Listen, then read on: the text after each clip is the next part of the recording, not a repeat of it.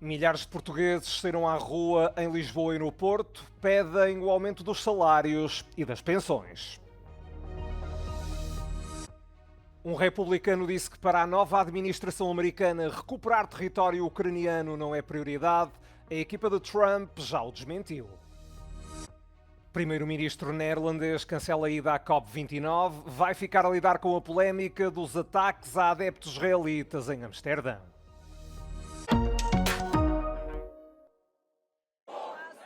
Milhares de pessoas manifestaram-se em Lisboa e no Porto para reivindicar o aumento dos salários e das pensões.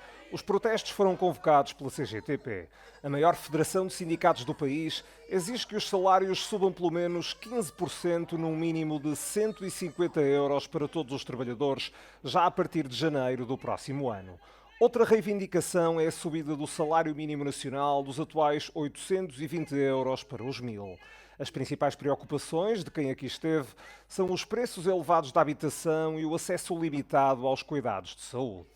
Tenho um curso superior, eu pensava que ia ser algo diferente, que nos iam oferecer mais condições, mais oportunidades e infelizmente não foi essa a situação. Pronto, e aqui estaremos para tentar lutar por algo mais. Portugal é um dos países mais pobres da Europa Ocidental. Mais de metade dos trabalhadores ganham menos de 1000 euros por mês.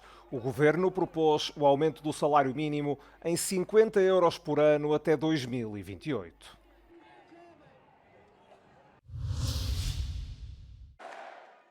A equipa de Donald Trump negou as afirmações de um estratega republicano sobre o plano da nova administração dos Estados Unidos para pôr fim à guerra na Ucrânia. Numa entrevista à BBC, Brian Lanza afirmou que o futuro governo americano não considerava prioritária a recuperação do território perdido pelos ucranianos para a Rússia. No entanto, um porta-voz de Trump deixou claro que Lanza não falava em nome do presidente eleito. Durante a campanha eleitoral, Donald Trump sublinhou que poderia acabar com a guerra na Ucrânia num dia, sem explicar como. Também não excluiu a possibilidade de Kiev ter de ceder território a Moscovo para acabar com o conflito. A Rússia apoderou-se da península da Crimeia em 2014. Mais tarde, em 2022, anexou 4 regiões ucranianas sem manter o controlo total sobre alguma delas. Volodymyr Zelensky tem dito repetidamente que do lado da Ucrânia há 2 condições indispensáveis para a paz: a retirada total das forças russas e a devolução de todo o território.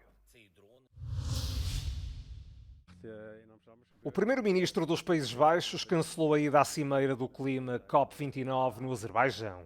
Vai ficar a lidar com a polémica desencadeada na noite de quinta-feira em Amsterdão pelas agressões a adeptos israelitas após o Ajax Maccabi Tel Aviv da Liga Europa.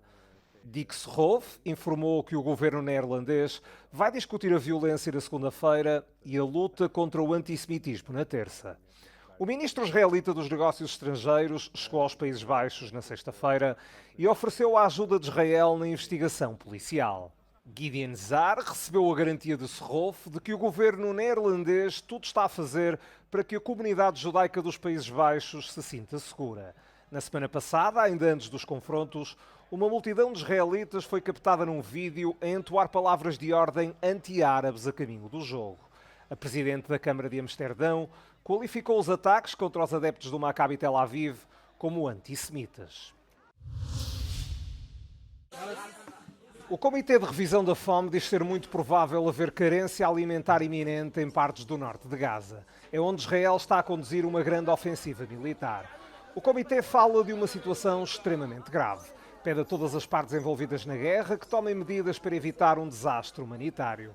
As forças de defesa de Israel lançaram uma nova ofensiva no norte de Gaza em outubro para impedir que as unidades do Hamas se reagrupassem na zona. No início de novembro, os Estados Unidos intensificaram as críticas a Israel por entenderem que o aliado não faz o suficiente para melhorar as condições de vida no enclave.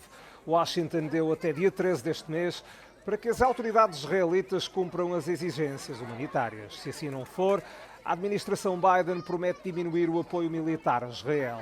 No final de outubro, segundo as Nações Unidas, uma média de apenas 71 caminhões de ajuda por dia entrava em Gaza. Os Estados Unidos exigem que 350 abasteçam diariamente o território.